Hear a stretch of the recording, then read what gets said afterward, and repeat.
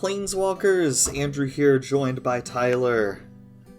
What is up? We are finally, I say finally, this is the third time we've done this now. We've gone so long without being on the podcast with each other. We are making up for lost time. Yeah, and today our topic is the new announcements for Magic going into 2022. This will be another two-parter where I'm taking the first half of the announcements, and then Tyler will take the second half. Yeah, because they announced a lot. To the point where there's actually two things. I'm just going to get it out of the way now. They touched on the Pioneer Challenge decks.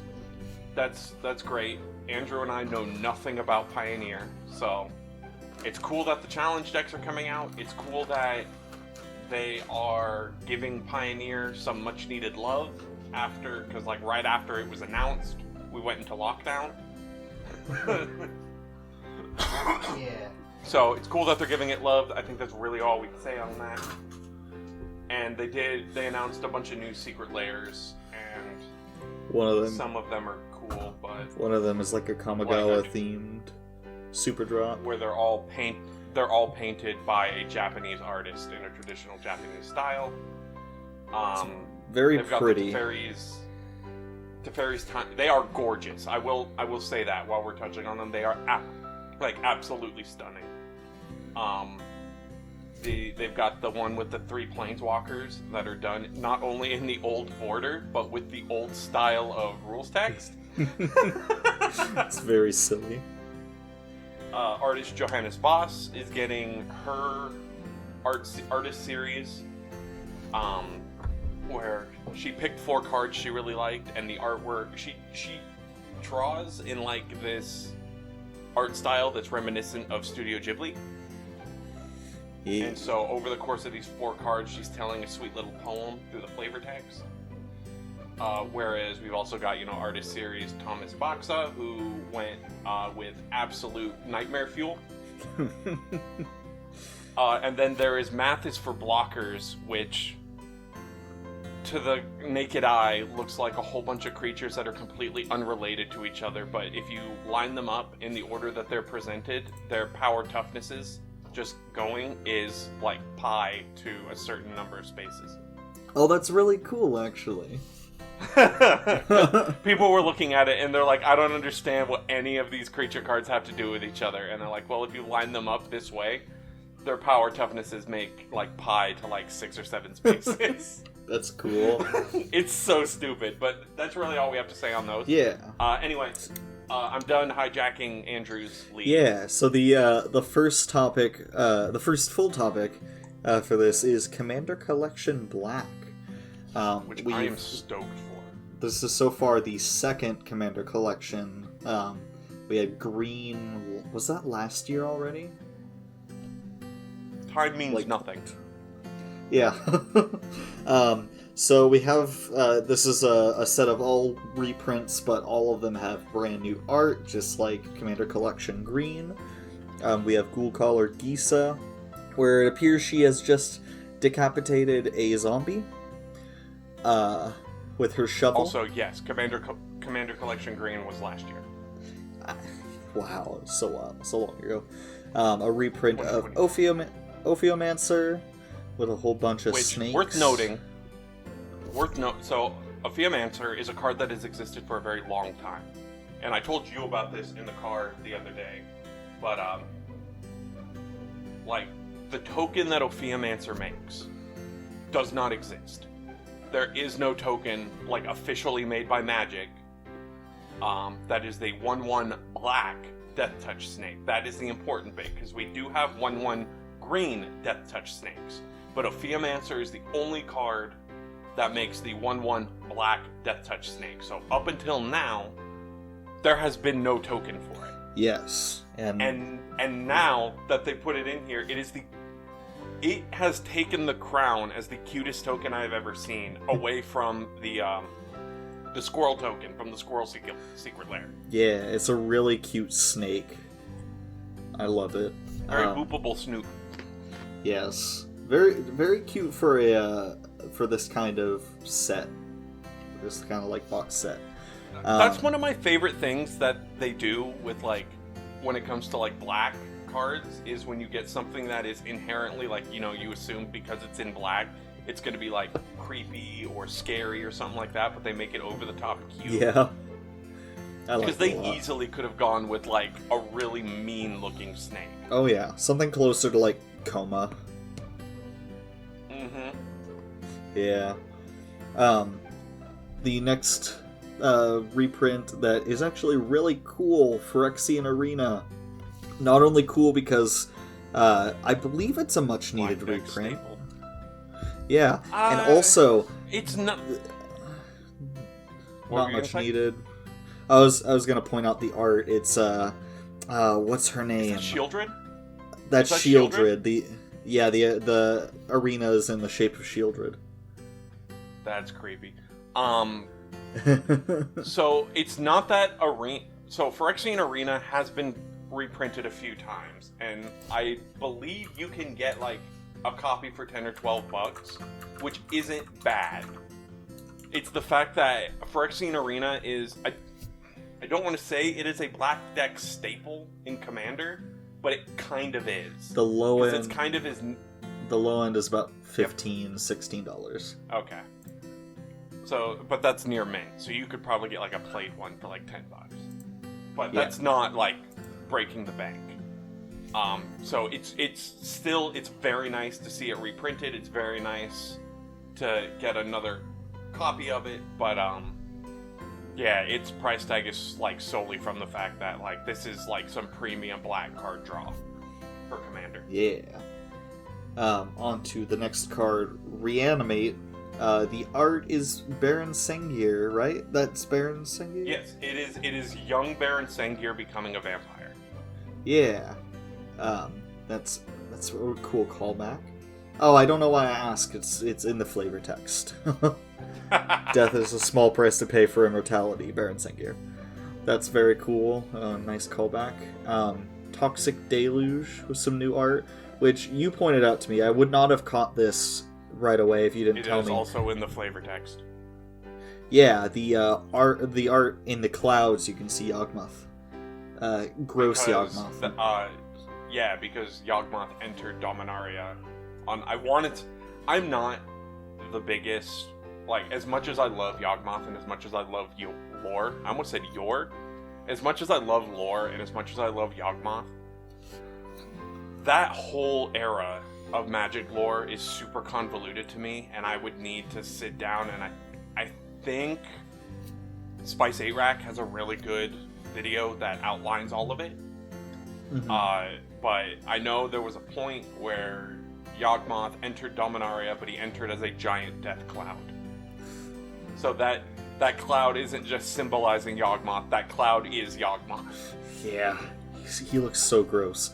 I do hope to one day get a creature card of Phyrexian Yawgmoth instead of just handsome Yawgmoth. You know, we may see that. We'll cover that later. Yeah. The next two are pretty simple. We have. It seems like these are two reprints that we're going to get in every Commander collection. They said that with Commander Collection Green. Yeah. They're putting Soul Ring and Command Tower in both of them, or in all of them. And with brand new art, so just like with Collection Green, where we had the green Soul Ring that was like on top of a stump. Now we have a black Soul Ring with like smog coming out of it and skulls, which is very, very nice. I like it almost more than the green one. So I think the biggest complaint between these two in particular is that, I mean, Soul Ring didn't get it reamed on as much as Command Tower did, because like most decks will run Soul Ring, and so having just new artwork to pick from is just really cool for people that want their deck to be on theme. Yeah. The issue people pointed out with Command Tower being put into a product that is specifically like for a single color is you don't run it in monocolor decks. Exactly, you don't need color fixing in a monocolor deck, and so it's like, all right, I mean, I love it just because I love alternate artworks and I love Ooh, I love just having the variety and having the choice. But I do understand where they're coming from. Of like, I've got this black themed command tower. Well, I'm not going to put it in my mono black deck. What deck is going to get it? Well, you put it into a Golgari deck. Which command tower do you use? That's true. What would be a better card for that spot? My mind jumps to Arcane Signet. Really, if we're gonna keep it at a land, Cabal Coffers or Urborg, like, come on. Oh, just change it up for each commander collection. Give us a land that's on brand. Give them. I mean, the green one, the one that comes to mind would be Gaia's Cradle, which they couldn't do. But I mean, they could. They just said they would. Yeah. So, but for this slot, that definitely, like, could you imagine if they're like, hey, in fact, don't even, like, give us, take out Ghoulcaller Gisa, give us the combo. Give us Urborg with new artwork, and give us Cabal Coffers with new artwork. That would certainly make this a much more sought-after product. With new artwork and reprints at, like, a flat $60 or whatever it is. Which, while we're here, I noticed that you didn't talk too much about Liliana, who I haven't gotten to her yet. I was going to. Oh, did you just start at Ghoulcaller? You were saving her for the end? Yeah, I opened the official Magic page for it, and she's at the end next to the token. Happy that I ruined it. Anyway. So we have a reprint of the Magic Origins Liliana, which is one of the cycle of flip planeswalkers that starts out as a creature, flips into a planeswalker. New artwork, I believe on the creature side, she's clutching... I know, I mean, she's clutching the helmet of her brother, Josu. Because I want to... on the... I don't know if that's what she sold, because... So the story behind what happened was... This bit of lore I do know about is Liliana... So Liliana was born on Dominaria, and she was raised to be a healer. That is what she was going to be, and she ended up being a necromancer, so here we are. What is a necromancer if not a really late healer? Yeah. I can heal you, but you have to die first. But her brother was sick because her father had a whole bunch of enemies, and I think one of them poisoned her brother.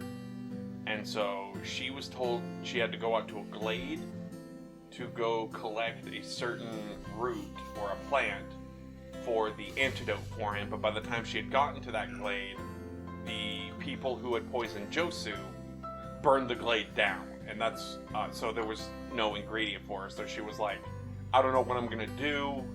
My brother is going to die. And then she met the Raven Man, who we still don't know a ton about. And he was like, hey, if you give him this instead, it will help him. And she was desperate, so she took it, she gave him this potion. And it technically worked. It revived him, but then it, like, killed him and then brought him back as a zombie. And that was the traumatic experience that caused her to flip, or that caused her spark to ignite and her to planeswalk away. Which I'll let you talk about. So on this artwork, it's her, I think, making the potion. You could say with the emotional trauma, she did flip.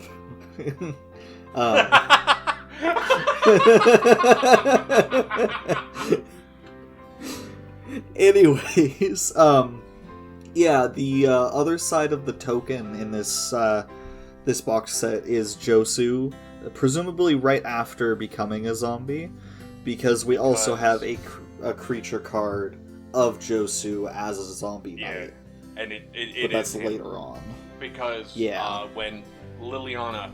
So Liliana, as a heretical healer, which she's a creature, if a creature you control dies, like her brother, then you make a 2/2 zombie token, like her brother, and then she exiles and then comes back flipped as Liliana Defiant Necromancer. Yeah. And the zombie token is her brother, and the artwork for Defiant Necromancer, she's holding her brother's head and helmet because it's after Dominaria set. It's after she killed him. Yeah, because in the Dominaria set, she put him down. So there's a time. He's not a dog. He's her brother. Yeah. So there's a time skip between the two sides of the Liliana card. And it's just so upsetting. Yeah, it's a sad story. But, now let's talk about Cyberpunk. Before we go, I do want to say I love this. Like, as a black player, black is my favorite color. Like, I'm probably gonna pick up a copy of this. Like, I think this is rad. Yeah. I think they knocked it out of the park with their choices. I really like it. Very good Commander collection. So yeah, now let's go from sad to Cyberpunk. Yeah, that was the juxtaposition I was going for. Kamigawa, Neon Dynasty. Quite a bit different from the last Kamigawa set. So I didn't realize this is 2,000 years after when we last saw Kamigawa. So I'm curious. I don't remember when the last Kamigawa set was. Was it before Planeswalkers were a thing? I don't think so. Okay, because I was gonna say if it was, then this could be like, oh, now we're in modern times. That was in the past, and then we could have characters from the characters that we know. But if it is 2000, I mean, we do know a planeswalker that is from Kamigawa. Yeah, but from this era, Cameo. I mean, so. Oh yeah, okay, so yeah, this is just the future of Magic's multiverse, specifically in Kamigawa. That's weird. I wonder what planeswalkers we're gonna see then, because if this is in the future of the entirety of the multiverse, there aren't a whole lot of planeswalkers that would still be around. So I think it's more when we saw Kamigawa last time, we were looking in the past. I think this is modern Kamigawa. So you think Tamio is from this Kamigawa? Probably, but she's not very cyberpunk. She's not, but she also doesn't spend a lot of time on Kamigawa. That's She's true. Been on I Innistrad guess for a while. maybe she's more traditional. Yeah, that's cool. I'm really interested in this set. According to this little blurb here, the set features 2 planeswalkers, a cybernetic ninja named Kaito, and the mysterious Emperor of Kamigawa, whose senior creative director Jess Lenzio teased as someone players may have seen before. The set will be a mashup between the old and new Kamigawa, both in terms of flavor and mechanics. So, there's something really funny about us going back here. Wizards' old Kamigawa block was not popular. People did not really like it. And so, Wizards had said that the chances of us going back to Kamigawa were very, very slim, and now here we are. Now here we are with a new spin on things, and I dig it. Like, we'll get more into it as we go through more topics for next year, but next year's gonna be weird for Magic. Starting off with Cyberpunk. With frickin' Cyberpunk. It's weird that we can say, yeah, Magic's going into Cyberpunk, and that's the least weird thing that's happening. Yeah. But it's because cool. I'm literally looking it. at what's next in line, and it's just Jesus Christ. Oh yeah. What more is there to say about Neon Dynasty? Just we're excited. I hope ninjas come back. I'm hoping for more ninja tribal support. Oh yeah, ninjutsu. And more samurai tribal support. Oh, I want some more like artifact humans, like cyborgs. What if the Emperor is Tezzeret? The Emperor could be Tezzeret. That would be weird. We haven't seen him in a while, and he's half machine. It's implied he is currently on New Phyrexia. Yeah, because he had to send Vorinclex to call time. The way Vorinclex arrived on call time greatly implies that he went through the planar bridge, which is currently inside of Tezzeret. Okay, then I don't know who. I'm interested to find out. Cameo. Well, Double they life. say emperor. They say emperor. I think they would say empress, and plus Tamio's. Yeah, I don't think that's Tamio's style. She'd rather just explore and gather knowledge. But at any rate, I'm really excited for this. I actually really like a lot of older Kamigawa cards. Looking back on them, not that I was around when they were first released, but like, I really like it. I like the spirits. I like they're not flip cards, but the rotate cards are really cool. I kind of want to see those again. They are the original flip cards. Yeah. That is where so that it would started. be cool. Because they came out before the werewolves. Yeah. And then the werewolves made it very, very smooth. Yeah. So yeah, I'm really excited for that set. So yeah, no, the standard sets, like, I've complained before that I've been, like, upset that they went from 3 sets to a block to 2 sets to a block to now it's just one-off sets, and I think that doesn't do a good job of portraying the story, because you've got to ram everything into, like, 250 cards. But we do get to go more places. I think it does a good job since we've kind of moved away from the Gatewatch. It does a good job of setting up a whole bunch of new threads that we can revisit later. For sure. On that note, let's transition to something that has nothing to do with the Magic story. Unfinity. The new unset. And it's weird, but it's meant to be. Did you notice that Leonin is flipping a Johnny with a big head? Oh my! Oh, it's a costume. Yeah, there's also off to the right. There's someone with a T-shirt that says it's obviously supposed to be Evil Knievel, but it's Devil K Hevel. Oh my god. So fun. I need to read this blurb real quick. So, most Magic sets maintain a certain level of sincerity. I love that they use the word sincerity. It might be a game filled with goblins and wizards, but it tries not to be too goofy or out of the box. Silver bordered sets are the exception, designed to only be played as a draft format without any concern for constructed formats, which the cards aren't legal in. Because of this eccentricity, they only release every few years, with the last 3... I want you to remember that, every few years. With the last 3 unsets having released in 1998, 2004, and 2017. A few years. Unfinity is the 4th unset, and takes Magic into outer space with Myra the Magnificent's intergalactic astrotorium of fun. A traveling interstellar carnival filled with wacky delights. It's set to release in the second quarter of 2022. Her dress is a solar system. Oh, that's really cool. I dig it. You told me that a couple of the Loading Ready Run people wrote for some of these cards. Graham, Kathleen, and Cameron were on the team that came up with card names and flavor texts. It has me so excited because they are very funny people. They love Magic. So they're like the perfect people to get on the writing team for this. It's gonna be fun.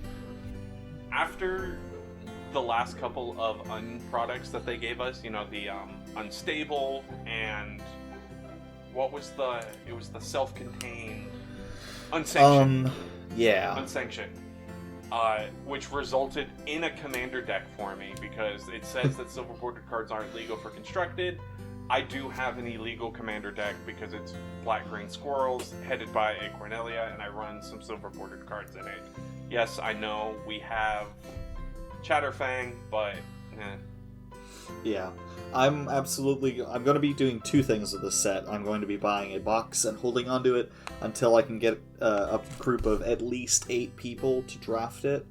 6 and second thing, is kind of the minimum that you would need for a good draft. 6 or 8 are the two kind of accepted draft numbers. Okay, I'll probably hang on to it till we have 8. And the other thing I'm going to do is I'm going, like I do with every set, I'm going to find at least one legendary creature to build a deck for. And I don't care it's silver bordered, it's going to be fun. Because you were going to build Circadian, the sleepy bird, but then you didn't because you're a coward. Then I didn't. Okay. Come on.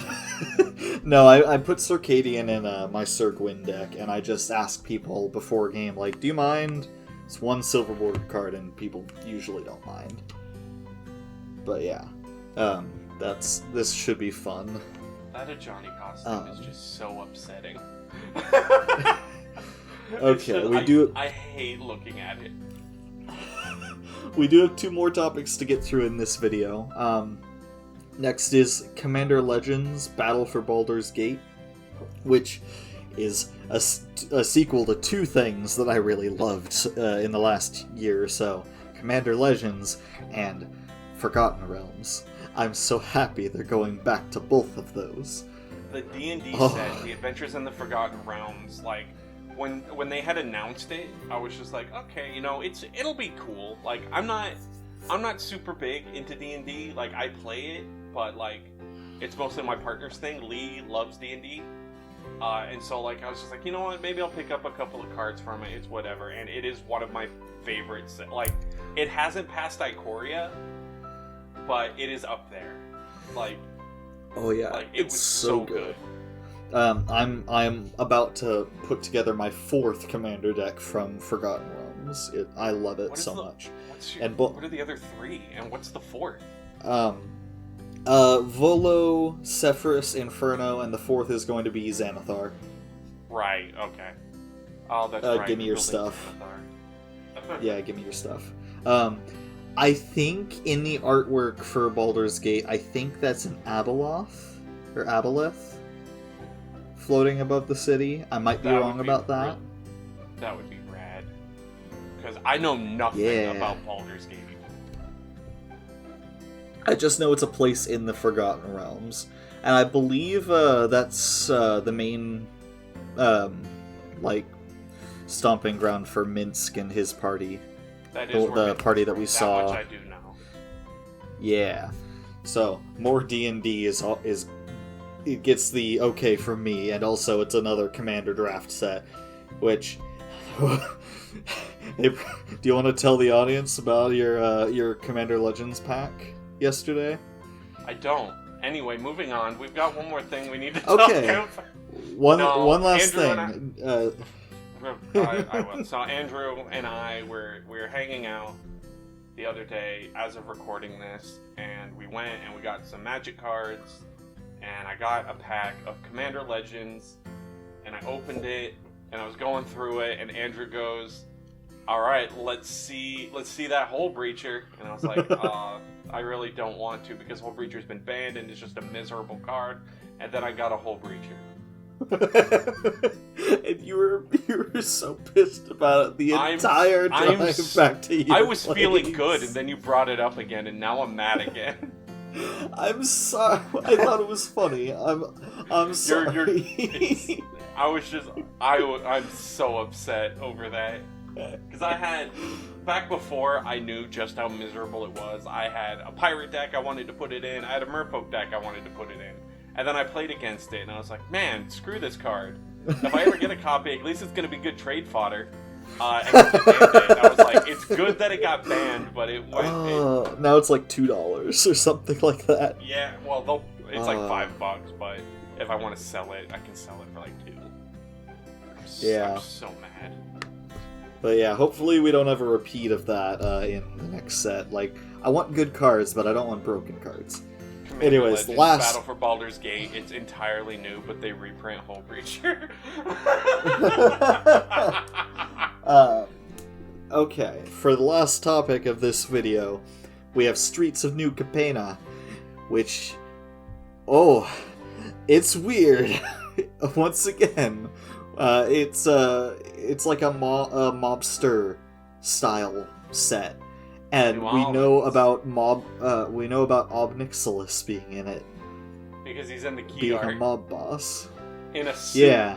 I really hope we know that it's gonna have 3 color. Two colors opposite from it on the color wheel. Which one? Oh yeah. So Streets of New Capenna. It will likely be a shard set. Is set on a new plane in the city of New Capenna, tackling a 20th century urban fantasy environment with gangs and mobsters expressed as 3-color faction sets. There are 2 kinds of 3-color sets. Those that are like a Lara block that focus on magic shards, which are Jund, which is green, black, red, Bant, which is white, blue, green, Esper, which is white, blue, black. Naya, which is white, red, green. And Grixis, which is red, blue, black. Red, blue, black. And those oh wow, they replaced Tarkir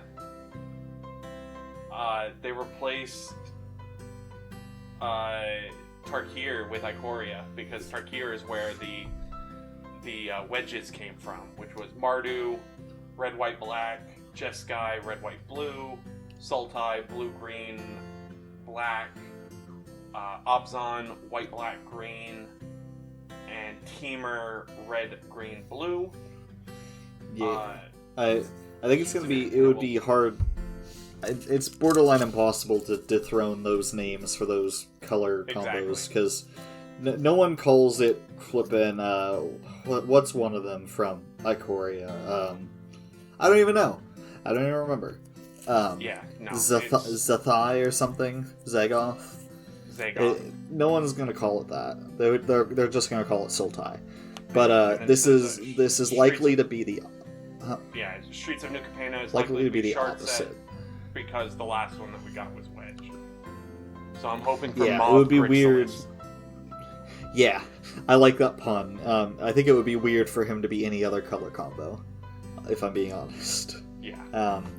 But yeah, some more 3-color stuff. I dig it. I like Grixis. I want to see more Grixis. So I hope we're right about it being a shard set. But yeah, I'm interested it's to weird see that it's a mobster set. What Big Ob has been up to. Do you think this is going to be the first set to introduce guns? It wouldn't be the first set to introduce guns. What set of guns? Phyrexians had them. Oh. Okay. First set to have Tommy guns. Let's see them. I want a Tommy gun equipment. If I don't get a Tommy gun equipment, I riot. You won't.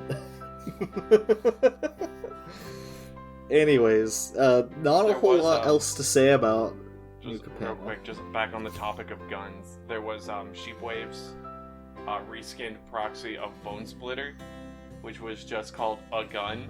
It says Bone Splitter, but it's just a picture of a handgun. It's like, I equip my dragon with a gun. She also did one that was Colossus Hammer as the BFG. The BFG 9K, yeah. Yeah. But, I mean, it's just so funny. Like, I cast a gun. I equip a gun. I like it. So yeah, that does it for the first half. Well, first 7 out of 12, but we kind of glossed over 2 of them. The first half of the 2022 announcements. Of the ones that we talked about, which one are you most excited for? It is honestly almost a tie between Baldur's Gate and Neon Dynasty. I think I have to go with Baldur's Gate, though. Just because I like both of these sets that this is a sequel to. And I like that they're combining them. So it's going to be a Commander-themed, D&D-themed set. Yeah. No, because there's way more D&D monsters. Like you had mentioned, the Aboleth. It'd be really cool to get like a legendary Aboleth. Yeah. Yeah. So I think I'm with you. I think of the ones that we just talked about, I think Commander Legends Battle for Baldur's Gate just has this is its game to lose. Like, it's a sequel to two amazing products that we loved, and like The only way I could really see this failing is if we get, too much of a good thing becomes a bad thing, but I don't think that's going to be the case. Yeah. Yeah, I have high expectations for this. Did they say when it's coming out? The first half. Ooh! The set is slated for the Coming first out half of 2022. earlier on. Features new multiplayer modes. Yes! Oh, I'm excited. Alright, so that's gonna wrap this up. If you want to catch the second half of our romp through these announcements, you can check out the video helmed by Tyler on this same channel later on this month. I don't know exactly what day it's coming out. But yeah. Yeah, you won't So be able to subscribe the if first you time. enjoyed. Like, when this first comes up, you won't be able to hear our words on the other half, because it won't be out yet. Yeah. We're going to record it now, but it won't come up yet.